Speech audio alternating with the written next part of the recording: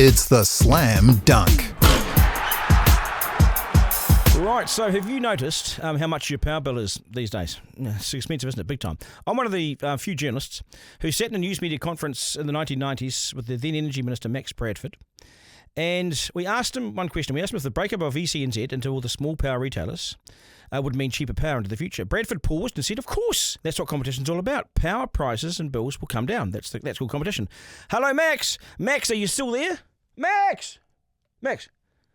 Where's Max?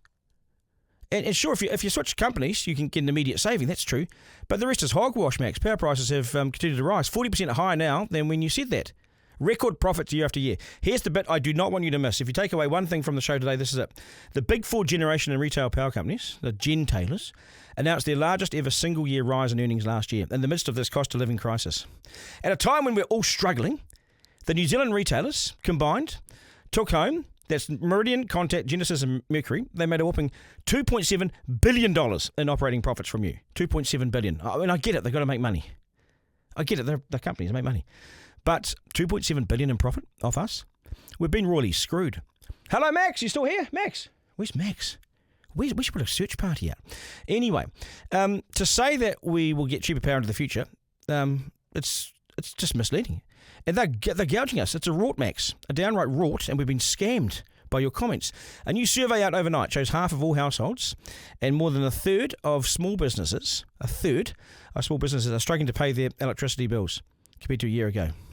The Consumer Advocacy Council survey also showed 67% of households are worried about electricity costs. That's up 10% in 1 year. Kiwis are doing it hard on so many fronts. And like you, I wonder, when do we get a break from this? I mean, power's up, mortgage repayments are up, council rates are up big time, food prices have risen dramatically. The good news is that house prices are down and so is petrol. But the flip side is falling house prices give homeowners less confidence to go spending. It's not just families who've been asked to hunker down and deal with it through all of this. Businesses are struggling to keep the lights on. How's this? 38% of businesses were finding it hard to pay electricity bills compared to a year ago. That's putting pressure on their finances. This is massive. We need change in the sector. We should make it mandatory, and I've said this morning, for companies to report to customers twice a year if they're on the right plan, and they should switch them automatically. It would save millions. Why not? And switch firms.